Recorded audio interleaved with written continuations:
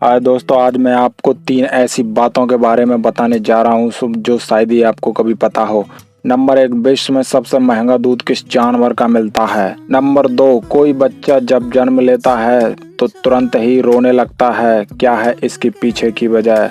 Number 3, किसी भी बात को पूरा करने के बाद हम बोलते हैं ओके, तो इस ओके का असली मतलब क्या है। चलिए दोस्तों, आज हम इसी के बारे में आपको बताने वाले हैं कि विश्व में सबसे महंगा दूध किस जानवर का मिलता है। नाम जानकर लगेगा आपको भी तगड़ा झटका। आज इस वीडियो में हम आपको विश्व के सबसे महंगे दूध के बारे में बताने जा रहे हैं। ज़्यादातर लोग गाय और भैंस का ही दूध पीने के काम में लेते हैं, लेकिन कई लोग हैं वह बकरी और भेड़ का दूध भी पीते हैं। भेड़ का दूध चोट में बहुत काम आता है, लेकिन बात करें सबसे महंगे दूध की तो सबसे महंगा दूध है गधी का ही मिलता है। जी हाँ, बिल्कुल सही सुना आपने। भारत में गधी का दूध आपको जानकर हैरानी होगी कि 10 मिलीलीटर गधी के दूध की कीमत 30 से 40 रुपए है और 1 लीटर दूध की कीमत 30,000 से 40,000 रुपए है। ऐसा माना जाता है कि बच्चों में सांस की बीमारी, सर्दी, खांसी आदि को ठीक करने के लिए इसके अंदर बहुत सारे औषधीय मूल्य पाए जाते हैं, इसलिए गधी का दूध विश्व में सबसे महंगा दूध मिलता है। नंबर 2, कोई बच्चा जन्म लेता है तो तुरंत ही क्यों रोने लगता है, जाने इसके पीछे की वजह।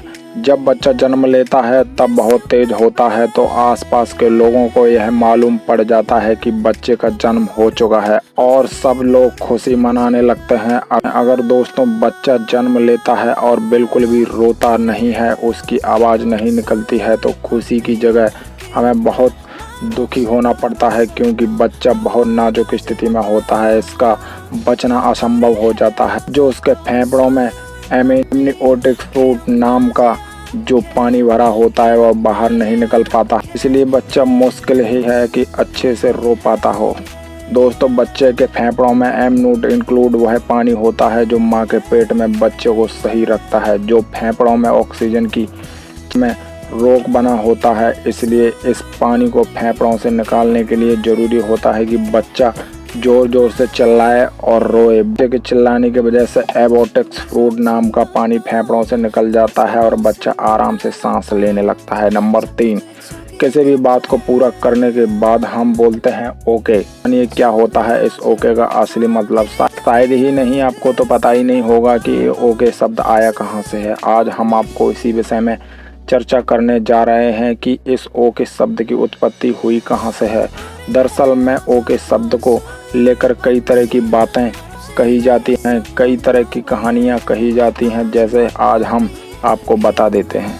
कहा जाता है कि 1839 में लेखकों के बीच नए नए अब्जर्वेशन का प्रचलन शुरू हुआ और इन्हीं में से थे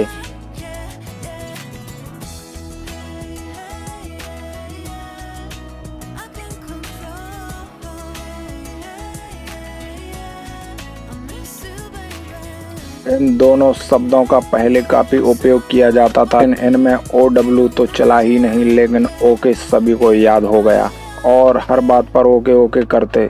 इस शब्द को लोगों ने अपनी आदत में शामिल कर लिया और कहने लगे। इसे लेकर यह भी कहा जाता है कि यह एक बिस्किट का निकनेम है और पहले इसे ओपन की के रूप में जाना जाता था।